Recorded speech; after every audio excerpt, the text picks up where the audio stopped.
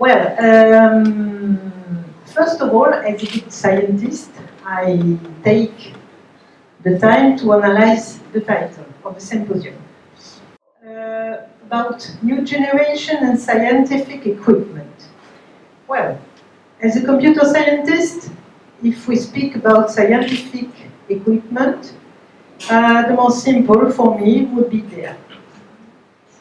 Just things very well modelized, no context, absolutely no parameters. I know everything. No motion, no capture, very good. But I'm afraid that's not interesting. So I feel that with the new generation of systems, it's much more interesting to do things like that. And to make profit of any available mobile device, connected candle,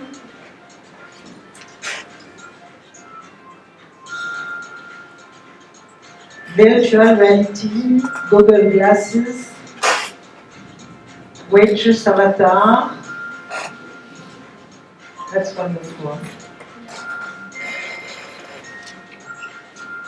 Well, and finally, even the bill, it's over, and even the bill is paid. That's great. Okay, so when some years ago, when you spoke about future was absolutely computer-oriented. So what about restaurant and computers? So I make a little state of the art about a recent trend in computerized restaurants.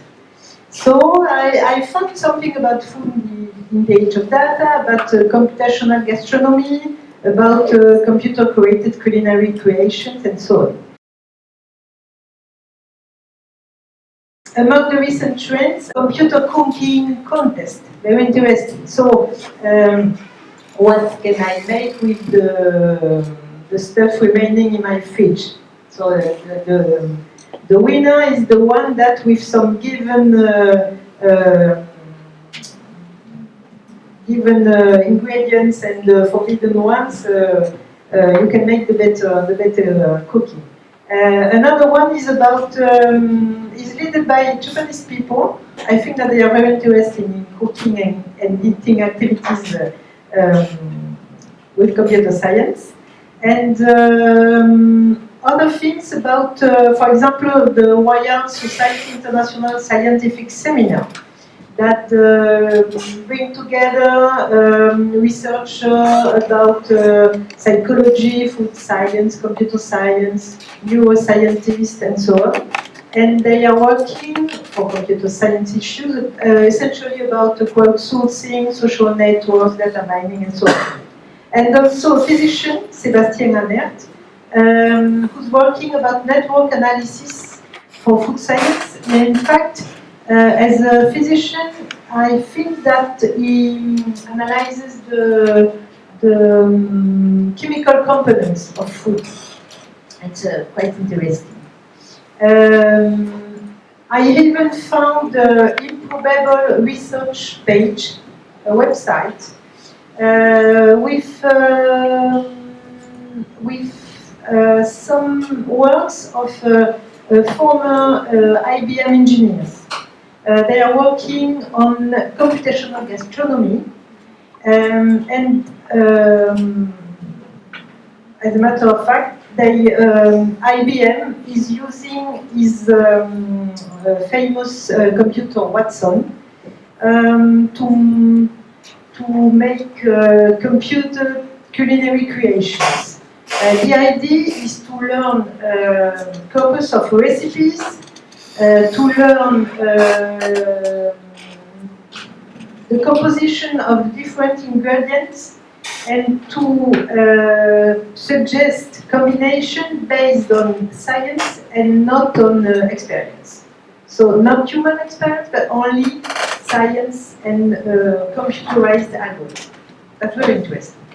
Which contribution for the data science for the study of food behavior and nutrition and vice versa.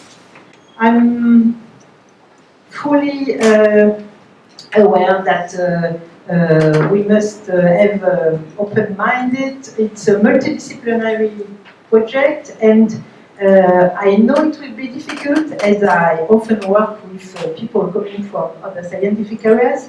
It's always difficult to make this recognized by the academic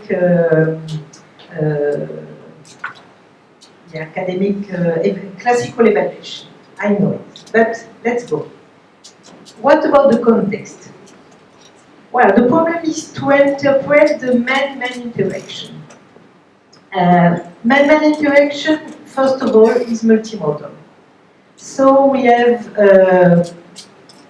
independently from the fact that we have intelligence, connected services, etc., we have to take into account, from the computer science point of view, spatial and temporal features, context, culture, and individual feature, personality, explicit or implicit, etc. So this is general point of view, and this is the scientific background, and the technological one will be through intelligent devices that Joël spoke. Wireless communication, embedded devices, Bluetooth, video detection, etc.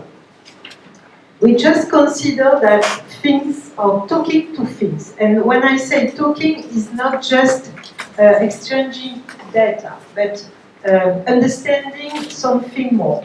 If I take the example of the face recognition software, you see that the output was just a matrix of numerical values. That there is no semantic, no view of the face, etc. We must do it. So if we speak about data, we can find some new definitions, and you see that data is information just here that is produced or stored. So it's an output or an input. And this one is very interesting. Information output by a sensing device or organ that includes both useful and irrelevant or redundant information and must be processed to be meaningful. So the message I would like to deliver here is that we can gather data coming from existing software, devices, etc. What we must do is to give sense to this, to give meaning to this. So let's go on with this story of IoT. The problem is irrelevant information, incomplete, uncertain, noisy, redundant, etc. So we are just in front of the problem of the big data, one of the problems. With the 4V variety, that's to say very heterogeneous information, volume, big volume, we can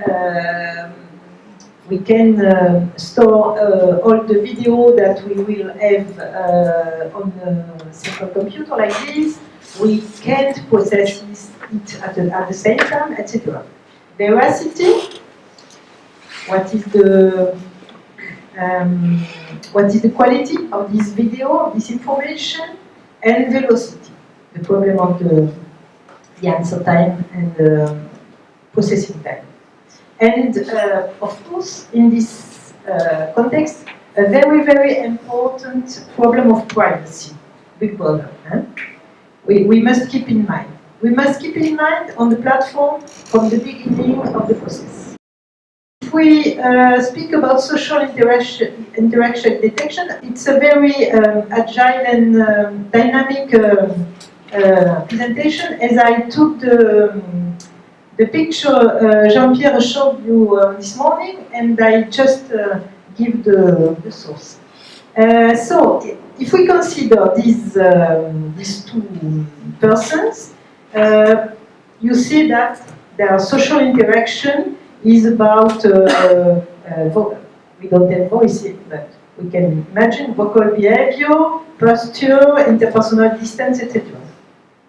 So in this case, you can guess that the relationship is not very calm.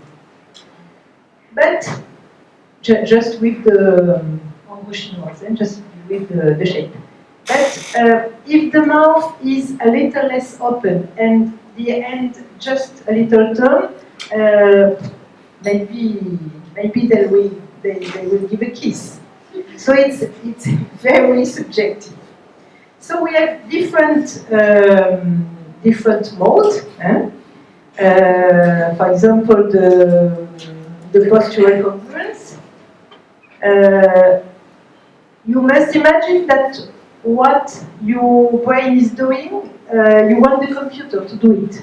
So the computer that only processes 0 and 1, only bytes, you must make him understanding that this is a very positive posture.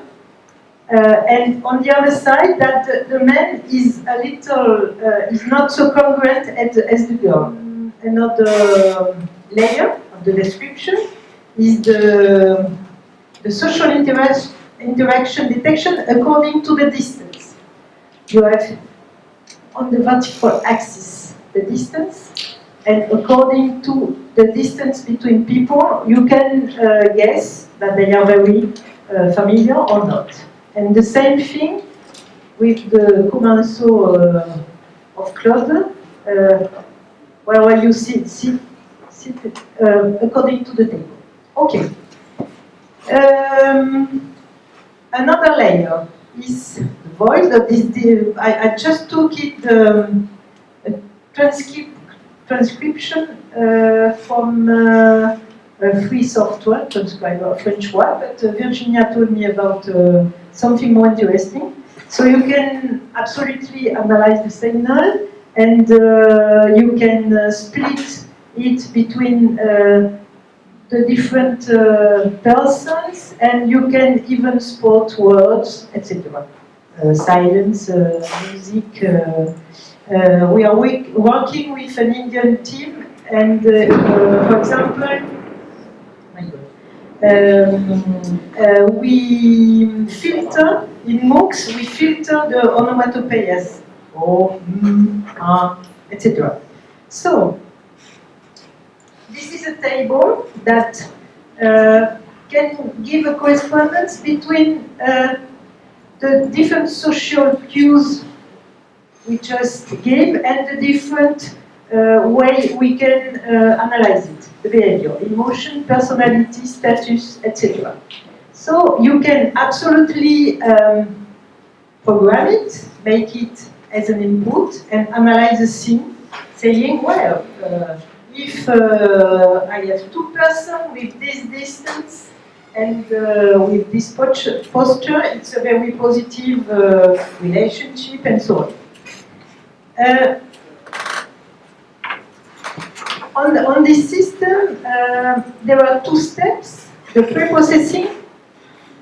So you see that you have the scene with two persons, and so the recording is the input on your left, and the output you see is behavior stream, and the second stage, this one, take the behavior as an input, and you have here a human interaction, a human feedback, and according to the context and the social senior understanding, you can analyze the social behavior. I think that the contribution of Ovalle could be there. I think it could be there, and one of the weaknesses of this system is that the social behavior is analyzed only one person by one person. And I think that we could make it for a scene, for a global scene, with different persons. Analysis, interpretation, recognition, identification. The problem of this area is the robustness of the recording, and the problem is how to replay the experiment. If I want to change the parameters, the data, etc., can I replay it with man interaction? That's quite difficult. Just about detection versus analysis. When we work on video surveillance on CCTV, we know that it's quite hard to identify something. And you see that identification is the upper level. The easier is the detection. You can detect something. Then you can recognize the plate, for example. And then you can identify someone with a portrait, for example. But you see that it depends on the different features of the camera, so the metadata, and it depends on the light condition of the scenes, etc. So detection is a first step, analysis is another one. It's more intelligent, it's more skilled, it's more difficult, and you need more material. More material, but not too much, because if we are crowded and absolutely overwhelmed by data, we can do anything. I would propose an intelligent social interaction detection in order to analyze, mine, elicit from data, social data, crowdsourcing, social networks, etc., in order to help to observe the new insights of our food habits, etc. I think that the originality of the OVALI project is the in vivo capture and observation, and with no predefined scenario. This is a real challenge, quite difficult, a real challenge. So, if I give an overview, so in order to detect, we need a context, social issues, behavioral patterns or counterexamples, and as we have multimodal analyze, different indexes. For example, one for sentiment, one for emotion, distance, seats, speech, etc.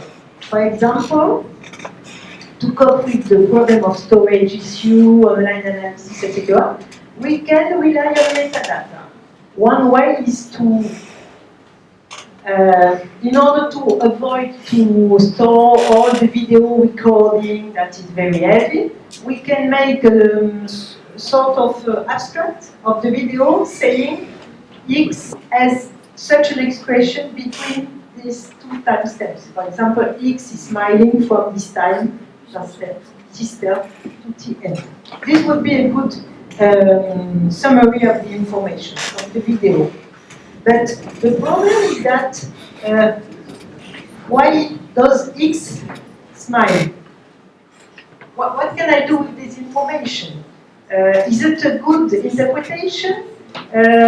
Where is he? Why is he smiling? With whom? Why? What? How is he smiling? Is it a polite expression? Is it a pleasant moment? Is it a ironic expression? And so on. We are not only Boolean people. We can take into account some fuzzy information. For example, if X is smiling from the start to the end, we can imagine that it just began to smile before and it will finish just after. And for the camera, it's the same thing. Even if I see or I don't see, maybe between two positions, I have an imprecise, fuzzy information. That's very interesting to take it into account. So big data, big storage, big analytics, according to the context, the social cues, etc. And we have very helpful revolution is the one of open data, with public data sets, like restaurant ranking, product characteristic. In Toulouse, we have just adopted the connected cookies, for example. With your QR code, you can know many things about what you are eating. Mobile tracking is quite classical with your iPhone. You can retrieve your pathway. If you were drunk yesterday, you didn't know where you go. It's possible to know it, and it's very useful for marketing people. For example, here is a supermarket, and you can track people to see where they are, when they pass, and when you must put very strategic stuff to make them come. So the variety is a very big problem with sensor and mobile devices and so on. But metadata can help. For example, on any of your personal pictures, you can find metadata about the GPS location. If you want to avoid your women to know it, don't put any photo on your Facebook page, because she can find the GPS location. That's not good. Well, some metadata. But what are metadata? Metadata are data about data. So this, just to make short, it's a summary of data, and you can extract useful knowledge. Well, I make sure. Well, they are standards. Okay. As social interaction is multi-modal, I think that we can cope with a multi-layer model. If we can imagine one layer, these are a layer about spatial database. If we imagine one layer by modality, for example, one for speech, one for video, one for facial expression, etc. I think that we can modelize the different level of interaction. And according to a given point, we can find what is the words, the position, the interaction, the expression, etc. And I think that it can be a good solution, just a prototype. And I think it can be a good solution. For example, first layer speech metadata, video, etc. For example, we can analyze that this man is speaking of, etc. And then it changed subject. And here, I don't know, he smiled and then becomes serious, etc. So if we want to detect what he's doing during this time step, it can be useful. I think it can be a good solution. Another element, I think, is is the need to users' engagement. We have 4V with the big data issues. I think that the fifth would be the volunteer. Can we improve the user engagement in health and care, for example, with this platform? The last part of the just a few slides about my taking care about what we do, even if we are in a social media era. We must avoid to make big bothering, even if everyone is showing anywhere to any people, etc. We must be ethic. I think that another evolution will be about smart material. And for example, wearable computers and so on, that could be very interesting for us. And always taking care about energy, that it's very important. So maybe we could say that we are going towards effectively a new generation of scientific equipment, and I would see the platform as a social media ecosystem.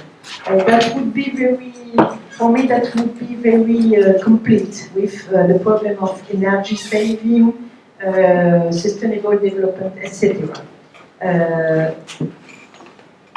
Things are evolving very rapidly. So I finish here just saying that we don't have to forget safe and sustainable energy minimizing, ethics development, privacy security, and women. Thank you.